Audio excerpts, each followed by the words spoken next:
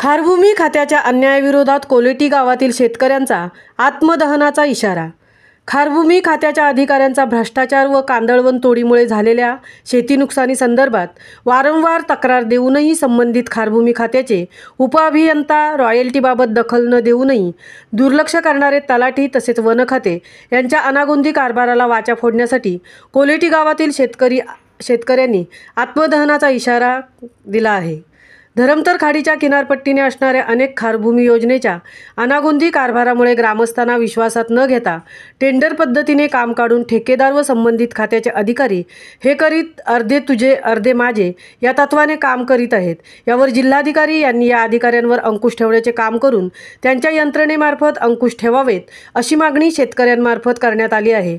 खारकोलेटी खारभूमी योजनेअंतर्गत आतापर्यंत 4 ते 5 वेळा कामे झाली आहेत। यावर आतापर्यंत सुमारे 4.4 कोटीच्या आज आसपासही कामे होऊन ही कामे निकृष्ट दर्जाची झाल्याची माहिती शेतकऱ्यांनी दिली आहे। याच योजनेअंतर्गत शेतकऱ्यांनी वारंवार सूचना देऊनही संबंधित अधिकाऱ्यांनी येथील उघडीचे काम व्यवस्थित केलेले नाही। त्यामुळे पाण्याचा निचरा होत नसल्याने येत असलेल्या उधाणाला व पावसाळ्यात पाणी साचून त्या बाहेर कालव्याला दरवर्षी खांडी जाऊन शेतीची नुकसान होत आहे।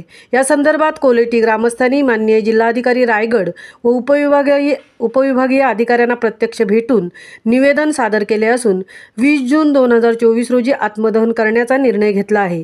याची तयारी म्हणून खारभूमी क्षेत्रातील ग्रामस्थांच्या गाठीभेटी घेऊन सदरचा लढा प्रकार करण्याची तयारी सुरू केली आहे। महामुंबईसह दीपक लोके, पेण।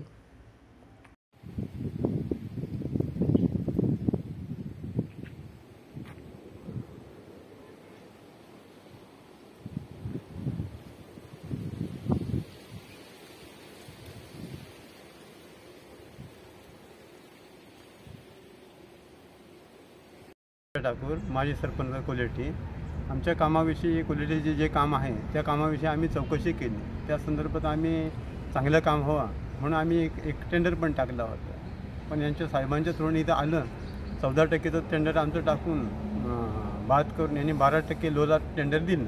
साहेबांची प्रतिक्रिया होती मी 14% कसे काय लॉस करणार आहोत, कामं करणार आहोत। तर साहेबांना आम्ही म्हणालो एवढ्या वर्षी जे कामं झाली ती कामं तुम्ही कागदोपत्रीत दाखवली, आमचं टेंडर बाद करण्याचं काय नाही। तशा आम्ही माहितीच्या अधिकाऱ्यांनी त्यांच्याकडे आम्ही तो पत्र दिलेला आहे आणि याची पुढची कामं आहेत ती सविस्तर व्हावी।